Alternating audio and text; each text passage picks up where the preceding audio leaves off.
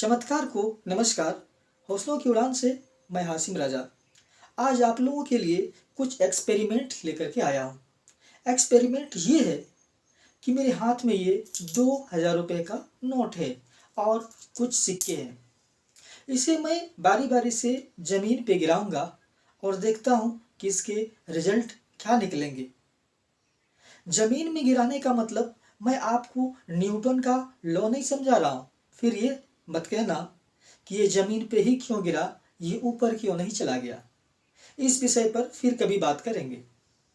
ये मेरे हाथ में जो 2000 रुपये का नोट है, इसे मैं ज़मीन पे गिरा दिया। इसमें आवाज़ बिल्कुल नहीं आई, यानी नई नवेली दुल्हन की तरह धीरे धीरे शर्माते हुए ज़मीन से जाके टिक गई। अब ये जो सिक्के हैं, इसे गिराता हूँ। इसे जब मैंने गिराया तो इससे आवाज़ें आई, खन खन की आवाज़ आई। जिस वस्तु पे पड़ा वैसी भांति की आवाज़ आई। इससे समझ में क्या आया कि आपका स्वभाव कैसा है। आपका स्वभाव 2000 रुपये नोट की तरह है या उन सिक्कों की तरह है। अगर आपका स्वभाव सिक्कों की भांति बात बात पे चिड़चिड़ापन, बात बात पे खटास, बात बात पे तकरार, तो यकीनन आपका यह स्वभाव आपकी सफलता की राहों में बहुत बड़ी बाधक है। अगर आपका स्वभाव इन सिक्कों की तरह है तो ऐसे स्वभाव का बदलाव जरूरी है। सफलता के उच्चतम शिखर को पाने के लिए आपका स्वभाव उस 2000 रुपये नोट की भांति होनी चाहिए।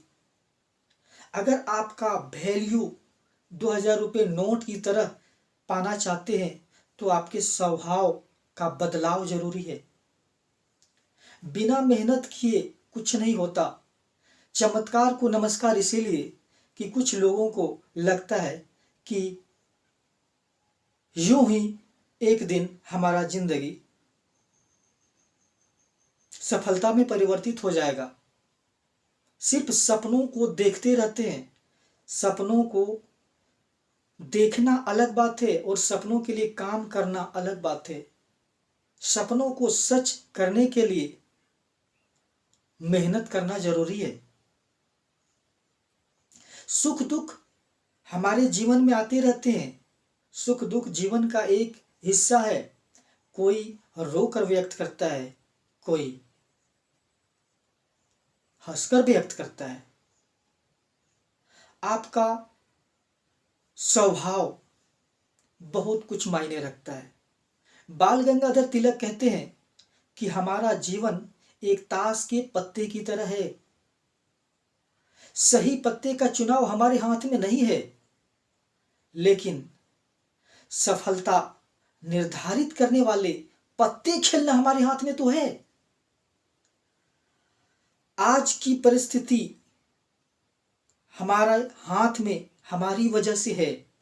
कल की परिस्थिति को बदलने के लिए आज ही कुछ करना होगा और आज से ही मेहनत करेंगे तो यकीनन कल परिस्थिति जरूर बदलेगी।